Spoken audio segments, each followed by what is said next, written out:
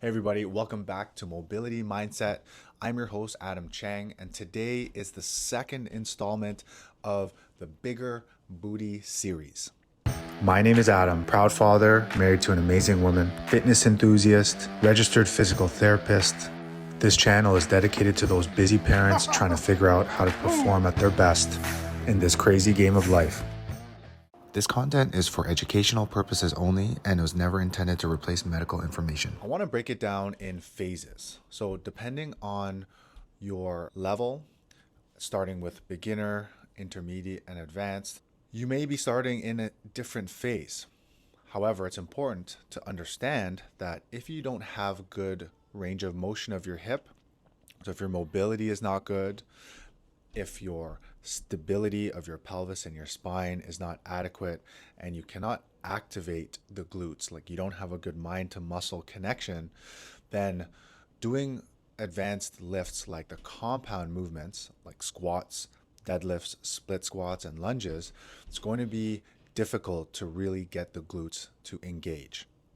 So starting from the beginning, if you don't have adequate hip mobility, meaning your hip cannot move away from your body, abducting, so your leg cannot move away from the body. If your leg cannot move behind your body, or it cannot externally rotate away from your body, then you won't get the best activation of the glute. And also, if you can't move that hip in the opposite three directions, if you can't move it towards your body and flex, you can't bring it across the midline, and you can't internally rotate towards your body, then you're not going to be able to get the best stretch on the glute. You won't get the most bang for your buck when training it. And this is why full range of motion is often ideal. So in this case, if we're trying to improve our mobility, here are some exercises that I like to prescribe to my patients and athletes who want to get more mobility out of their hips. This exercise is a basic knee to chest stretch to improve what we call knee flexion, which will lengthen the muscles at the back of the hip. This is a side lying hip abduction, making sure that we have the glute muscle against gravity, so the back pocket is facing up towards the ceiling. If you notice, my toes are turned downward, pointing towards the floor as I raise my leg. This next one is 4-point kneeling hip extension or donkey kick. This is so that we can get some good hip extension, activating the glutes. Make sure that your pelvis and your spine stays neutral by activating your core. In this one, you see I straightened out my leg, and this allows for a longer lever. It may be a little bit harder. Once again, make sure you activate those core muscles to stabilize your pelvis and your hip. Here we have what we call a hip CAR, a complete articulation of the hip joint. We are rotating it in and rotating it out. These exercises, we are moving the leg against gravity, so they can be pretty difficult. So you may want to start on the floor with this, what we call a hip 90-90. It's a 90-90 because we've got both your hips and your knees at 90 degrees, and we are trying to maintain our shoulders in a forward position. As we rotate to one side, we can lean forward to get a little bit of an opening or a stretch of the hip and the glute, and then we move to the other side. Here you have a squat with a hip internal rotation, and what we're doing here is trying to dissociate the hip from the trunk, so the pelvis stays stable. Here, I'm sitting down and getting some internal rotation of the hip. To better do this, put two fists between your knees, and this will allow you to maintain the femur or the leg position while you do it.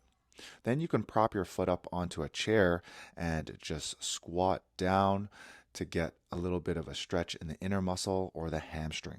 If you are lacking mobility, these exercises can feel very uncomfortable, which is normal. So make sure that you take nice, long, deep breaths to calm your nervous system. In this one, we're doing what we call a pigeon pose. We're getting into this position, externally rotating the hip. You'll feel a nice deep stretch in those hip muscles right at the back. And then you see me in this frog or W sitting position. This is going to get us some nice internal rotation. For both of these exercises, I'm kind of rocking in and out of that stretch tension, also allowing for my nervous system to accept the range of motion, to relax the muscles. This is a great way to get both hips at the same time. You might notice that one is actually stiffer than the other. Here I've got my legs outstretched, and this is to really get that groin area, work on that hip abduction, that opening of the hip.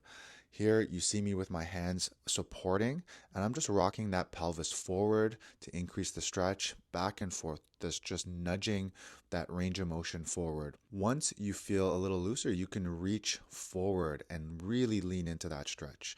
This is one of my favorites because hip extension is something that is so vital to our functional capacity. So it's really important to get this stretch in there. Here I'm working on half kneeling hip flexor stretch. It's going to be a work in progress. In most people, we can't just do some mobility exercises and expect to have perfect full range of motion. It's practice and making sure that you're consistently loading those movements to get good range of motion. I hope you liked this video. If you liked it, hit the like button and drop a comment. Please subscribe, and if you feel like there's someone in your life, family or friends that can benefit from this, please share. Till next time, Adam Chang signing off.